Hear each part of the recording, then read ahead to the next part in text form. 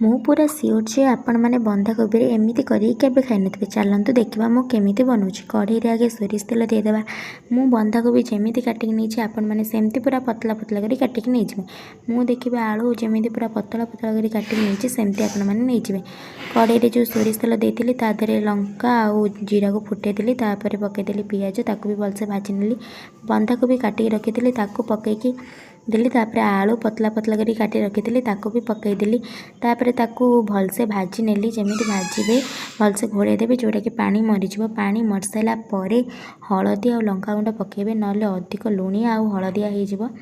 ତାପରେ ତାକୁ ଭଲସେ ଗୋଳେଇ ନେବେ। ଯେତେବେଳେ 50% ହେଇ ଆସିବ ତାକୁ ମାନେ ଘୋଡ଼େଇ ଦେବେ। ଯେତେବେଳେ 5ରୁ 10 ମିନିଟ୍ ଘୋଡ଼େଇ ଦେବେ, 50% ହେଇ ଆସିଲେ ଟମାଟୋ ପକାଇଦେବେ।